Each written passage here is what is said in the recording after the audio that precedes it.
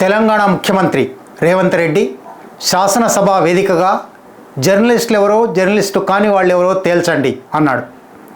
Journalist ముసుగు వేసుకొని తన కుటుంబ సభ్యులను అవమానిస్తున్నారు అని అన్నాడు. అక్కడితో ఆగకుండా జర్నలిస్టులైతే తప్పుడు వార్తలు చెప్తే బూతులు మాట్లాడితే మీరేం చర్య తీసుకుంటారు అని జర్నలిస్టు సంఘాలను నిలదీశాడు. జర్నలిస్టులు కాదని తేలితే వాళ్ళను క్రిమినల్స్గా లెక్క పెడతాను, వాళ్ళ తోడుకలు తీస్తాను, వాళ్ళ బట్టలు కూడా తీసి కొడతాను అని కూడా అన్నాడు. మీడియా మిత్రులకు కూడా నేను అడుగుతున్నా, మీ సంఘాలు ఏవైతున్నాయో సంఘాల నాయకులను కూడా అడుగుతున్నా, ఎవరో జర్నలిస్టులు లిస్ట్ ఇవ్వండి. జర్నలిస్ట్ అనే పదానికి డెఫినేషన్ ఏందో ఇవ్వండి, ఆ లిస్ట్ ఇవ్వండి. ఆ లిస్టులో ఉన్నోళ్ళు ఇట్లా తప్పు చేస్తే ఏం శిక్షిస్తారో మీరు నిర్ణయించండి. ఆ లిస్టులో లేనోడు జర్నలిస్ట్ కాడు, జర్నలిస్ట్ కానోడిని క్రిమినల్ కిందనే చూస్తాము. ఆ క్రిమినల్స్ని ఎట్లా జవాబు చెప్పాలనో గట్లనే చెప్తాం. ముసుగేసుకొని వస్తే ముసుగు ఊడవికి బట్టలు గుడ్డలు ఊడదీసి కొడతా అని చెప్తున్నా నేను. నిజానికి క్రిమినల్స్ అయినప్పటికీ భారత శిక్షా స్మృతుల్లో కొత్త భారత న్యాయ సంహిత కానీ పాత ఇండియన్ పీనల్ కోడ్ కానీ బట్టలు ఊడదీసి కొట్టే శిక్షలు లేవు, తోడుకలు తీసే శిక్షలు లేవు, అది వేరే విషయం. కానీ అసలు ఈ వివాదం అంతా జర్నలిస్టులకు ముఖ్యమంత్రికి లేదా జర్నలిస్టు ముసుగులో ఉన్నవారు అని చెప్పబడే వాళ్లకు ముఖ్యమంత్రికి సాగుతున్న వివాదం ఏమిటి? ఈ వివాదాన్ని ఎట్లా అర్థం చేసుకోవాలి? ఈ వివాదం నిజానికి చాలా రోజుల నుంచి జరుగుతున్నది. దాదాపు తెలంగాణలో ఉమ్మడి ఆంధ్రప్రదేశ్లో జర్నలిస్టుల మీద రాజకీయ నాయకుల వ్యాఖ్యానాలు, విమర్శలు, నిందలు ఎప్పటి నుంచో జరుగుతున్నాయి. కానీ తాజా ఉదంతానికి ముఖ్యమంత్రి పేరు పెట్టి ముఖ్యమంత్రి మీద, ముఖ్యమంత్రి కుటుంబ సభ్యుల మీద బూతులు మాట్లాడారు. బూతులు మాట్లాడిన వ్యక్తులను ఇంటర్వ్యూ చేసి ఆ బూతుల మీద బీప్ సౌండ్ కానీ ఆ బూతులను కవర్ చేయడం కానీ లేకుండా యథాతథంగా ప్రకటించారు. ఇది ఒక యూట్యూబ్ ఛానల్ చేసింది. ఆ యూట్యూబ్ ఛానల్కు అనుబంధంగా ఉన్న ఎక్స్ ట్విట్టర్ చేసింది అనేది అసలు ఆరోపణ. ఈ ఆరోపణ మీద ఇద్దరు జర్నలిస్టులను, మహిళా జర్నలిస్టులను తెల్లవారుజామున అరెస్ట్ చేశారు. పోలీసులు సాధారణంగా ఇటువంటి అరెస్ట్ పద్ధతులను ఉపయోగించడం ఎప్పటి నుంచో జరుగుతున్నదే. అసలు ఎప్పుడైనా నేరస్తులైనా కాకపోయినా నిందితులైనా పోలీసులు తప్పుడు పద్ధతుల్లో అరెస్ట్ చేయడం తప్పనిసరిగా ఖండించవలసిందే. వాళ్ళు జర్నలిస్టులు అయినప్పుడు తమ వృత్తి ధర్మంలో భాగంగా ఏదో ఒక వార్త వ్యాఖ్య ప్రచురించినప్పుడు, ప్రకటించినప్పుడు దాన్ని నేరంగా చూపి అరెస్ట్ చేయడం తప్పకుండా ఖండించవలసిందే. జర్నలిస్టుల అరెస్టు ఎట్టి పరిస్థితిలోనూ ఖండనీయమే. వెంటనే ఈ జర్నలిస్టుల అరెస్టు మీద ప్రతిపక్షాలు ఖండించాయి, జర్నలిస్టులు ఖండించారు. దానికి ఒక రకంగా జవాబు చెప్తూ ముఖ్యమంత్రి శాసనసభ వేదిక మీద ఈ ప్రకటనలు చేశారు. ఒకవైపు ఆ జర్నలిస్టులు తమ వార్తా ప్రసారాలలో చేసింది వాస్తవమేనా, సరైనదేనా, జర్నలిస్టు పద్ధతేనా అనేది చర్చించవలసే ఉంది. వాళ్లను అరెస్ట్ చేయడం సరైనదేనా అని చర్చించవలసే ఉంది. ఈ మొత్తం వ్యవహారంలో ఒక బాధ్యుడైన రాజకీయ నాయకుడిగా ఒక ముఖ్యమంత్రి ఇటువంటి మాటలు వాడవచ్చునా అనేది కూడా చర్చించవలసే ఉంది. మొట్టమొదట నిర్ద్వంద్వంగా జర్నలిస్టుల అరెస్టులను ఖండించాలి. అందులో భిన్నాభిప్రాయం లేదు.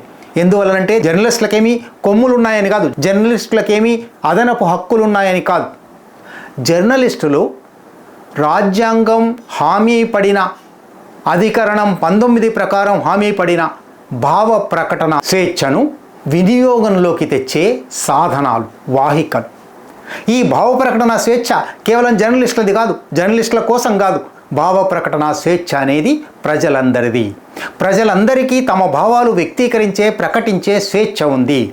తమ భావాలు వ్యక్తీకరించే, ప్రకటించే స్వేచ్ఛ ఉన్నప్పటికీ అవకాశం లేని కోట్లాది మంది ప్రజల తరఫున ప్రచార ప్రసార సాధనాల వ్యక్తులు, కవులు, రచయితలు, సృజనకర్తలు ఆ భావాలనే వ్యక్తీకరిస్తారు. కనుక ఒక జర్నలిస్ట్ కానీ, ఒక కవి కానీ, ఒక రచయిత కానీ భావ ప్రకటన స్వేచ్ఛను కోరుతున్నాము అని అంటే అర్థం అది ప్రజల భావ ప్రకటన స్వేచ్ఛకు ఒక ప్రతీకగా, ప్రజల భావ ప్రకటన స్వేచ్ఛను వ్యక్తీకరిస్తున్న ఒక సాధనంగా, వాహికగా జర్నలిస్టులకు కానీ, సృజనకర్తలకు కానీ, బుద్ధిజీవులకు కానీ ఈ భావ ప్రకటన స్వేచ్ఛను వినియోగించే అధికారం ఉంది, హక్కు ఉంది అని చెప్పడం మాత్రమే. అయితే ఈ ప్రజలను, జర్నలిస్టులను వేరు చేసి జర్నలిస్టులకు మాత్రమేవో హక్కులు ఉన్నట్టు, ప్రజలకు అవి హక్కులు లేనట్టు ముఖ్యమంత్రి దాన్ని మరింత ముందుకు తీసుకుపోయారు. మీ జర్నలిస్టులు ఎవరో జాబితా ఇవ్వండి. అక్రెడిటెడ్ జర్నలిస్టులు అనేది ప్రభుత్వం కొందరికి మాత్రమే ఇస్తుంది. అక్రెడిటేషన్ కాకుండా అనేక మంది జర్నలిస్టులు ఉన్నారు. ఇవాళ జర్నలిస్టు ప్రపంచంలో స్థానిక గ్రామీణ స్థాయి స్ట్రింగర్ల దగ్గర నుంచి రాష్ట్ర రాజధానిలో ఉండే సంపాదకుల దాకా ఒక పెద్ద నిచ్చెన మెట్ల వ్యవస్థ, వేలాది మంది జర్నలిస్టులు ఉన్నారు. ఈ జర్నలిస్టులు ఎవరో తేల్చి చెప్పండి అని జర్నలిస్ట్ సంఘాలను నిలదీయడం, ఈ జర్నలిస్టులు తప్పులు చేస్తే మీరేం చర్య తీసుకుంటారు, మీరే తీసుకోండి అని వాళ్ళని నిలదీయడం, జర్నలిస్టులు కారని తేలితే వాళ్ళను క్రిమినల్స్ లాగా ట్రీట్ చేస్తాను, జర్నలిస్టులకు మాత్రమే హక్కులు ఉండవు, ప్రజలందరికీ హక్కులు ఉంటాయి, ప్రజలందరికీ భావ ప్రకటన స్వేచ్ఛ ఉంది, ఆ భావ ప్రకటన స్వేచ్ఛను గౌరవించడమే, హామీ పడడమే రాజ్యాంగబద్ధమైన ప్రభుత్వపు విధి. మిగిలిన వాళ్ళను ఒకవేళ క్రిమినల్గా ట్రీట్ చేసినా, ఒకరిని అవమానించారు, రెండు వర్గాల మధ్య చిచ్చు పెట్టడానికి ప్రయత్నం చేశారు, మనోభావాలను దెబ్బతీశారు, ఇటువంటి అనేక నేరాలు నేర శిక్షా స్మృతి రుజువు చేసినవి, ప్రకటించినవి ఉన్నాయి. వాటి ప్రకారం విచారణ ఉంటుంది, వాటి ప్రకారం శిక్షలు ఉంటాయి. అంతేగాని తోడుక్కలు తీయడం, బట్టలు ఊడదీసి కొట్టడం లాంటి భాష ఎంత మాత్రము ఆమోదనీయం కాదు. ఇదే సందర్భంలో ప్రత్యేకంగా ఇప్పుడు వివాదంలోకి వచ్చిన ఒక 3-4 వీడియోలు, అవి ఎక్స్ మీద కావచ్చు, అవి ఒక యూట్యూబ్ ఛానల్లో కావచ్చు, వాటిలో కొందరు వ్యక్తులను ఎంచుకొని ఇంటర్వ్యూ చేశారు. ఈ ఇంటర్వ్యూ చేసే క్రమంలో జర్నలిస్టు తన మాటలు వారి నోటిలో పెట్టినట్టు చాలా స్పష్టంగా కనబడుతుంది. అది మాత్రమే కాదు, ఇవి ఒక పార్టీ ఆఫీసులో రికార్డ్ అయ్యాయి అని కూడా చాలామంది చెప్తున్నారు. పార్టీ ఆఫీసులో రికార్డు కావడం మాత్రమే కాదు, ఈ మాట్లాడిన వ్యక్తులు తాము ఫలానిది మాట్లాడడానికి ట్యూటర్ చేయబడి వచ్చారు అని కూడా చెప్తున్నారు. వాటి వాస్తవాలు ఎప్పుడో ఒకప్పుడు బయటపడతాయి. ఏమైనప్పటికీ వాళ్ళ కడుపు మంట కొద్దీ ఇది మాట్లాడారు. కడుపు మంట కొద్దీ వాళ్లకు రుణమాఫీ పథకం అమలు కాలేదను, లేదా ప్రభుత్వం ఇచ్చిన 6 గ్యారంటీలలో ఏవో అమలు కాలేదను, తమకేదో అన్యాయం జరిగిందను తప్పనిసరిగా ప్రజలకు కోపం ఉండే అవకాశం ఉంది. ఈ ప్రభుత్వం మీద ప్రజలలో అసంతృప్తి పెరుగుతున్నది, అందులో ఏమీ సందేహం లేదు. ఆ అసంతృప్తి టీవీ ఛానళ్ళ ముందర, యూట్యూబ్ ఛానళ్ళ ముందర ప్రజలు మాట్లాడే అవకాశం కూడా ఉంది.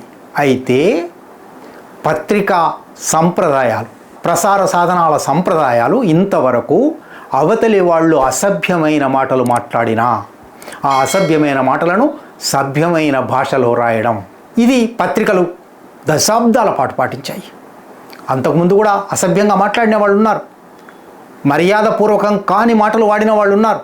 కానీ పత్రికలు వాటిని పాలిష్ చేసి ఆ అమర్యాదపూర్వకమైన అసభ్యకరమైన మాటలను తొలగించి ప్రచురించేవి. ఎలక్ట్రానిక్ ఛానల్స్ వచ్చిన తర్వాత, ఇటువంటి ఎడిటింగ్కు అవకాశం లేని పరిస్థితులు వచ్చిన తర్వాత, మరీ ముఖ్యంగా యూట్యూబ్ వంటి ఛానళ్ళు వచ్చిన తర్వాత ఎవరు ఏది మాట్లాడితే అది యథాతథంగా ప్రకటితమయ్యే ఒక వాతావరణం వచ్చింది. అప్పుడు కూడా ఎడిటింగ్ అనేది ఉంటుంది కాబట్టి అసభ్యకరమైన అమర్యాదపూర్వకమైన మాటల మీద బీప్ బీప్ అని సౌండ్ వచ్చేది. ఇది చాలా మామూలుగా అందరికీ తెలిసిన విషయం. కానీ ఇవాళ వివాదంలో ఉన్న 3-4 వీడియోలు పూర్తిగా ఇటువంటి బీప్ సౌండ్ లేకుండా, ఆ వ్యక్తులు ఒకవేళ నిజంగా మాట్లాడారా, వాళ్ళతో కూలీ ఇచ్చి మాట్లాడించారా, వాళ్ళను ఒక రాజకీయ పార్టీ ఆఫీస్లో రికార్డ్ చేశారా, అవన్నీ ఎట్లా ఉన్నప్పటికీ వాళ్ళు మాట్లాడిన మాటలను యథాతథంగా అసభ్యకరమైన అమర్యాదపూర్వకమైన మాటలు వేశారు. ఇది జర్నలిజం కాదు.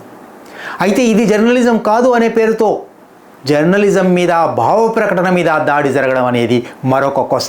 అంటే 2 కొసల మధ్య, ఒక తిట్టుకు, దూషణకు, నిందకు, ఆ తిట్టును, దూషణను, నిందను చూపెట్టి మామూలు సాధారణ హక్కులను కూడా ఉల్లంఘించడానికి ఈ రెండిటికి మధ్య ఇవాళ ఒక వివాదం జరుగుతున్నది, ఒక చర్చ జరుగుతూ ఉన్నది.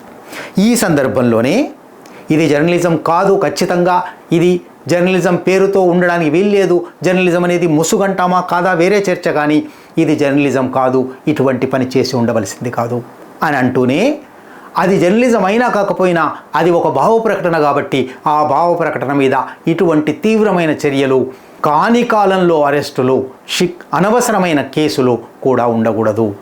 ఇక్కడి నుంచి ఇంకొక అడుగు ముందరికి వేసి అసలు ప్రజాక్షేత్రంలో ఇటువంటి బూతుల వాడకం, ఇటువంటి అసభ్యకరమైన, అమర్యాదకరమైన అసభ్యము అమర్యాద కూడా దాటి అవతలి వ్యక్తుల వ్యక్తిత్వ హననం, అవతలి వ్యక్తులతో మాత్రమే కాదు, మామూలుగా యుద్ధంలో కూడా చెప్తారు నాన్ కాంబాటెంట్స్ మీద దాడులు జరగకూడదు అని.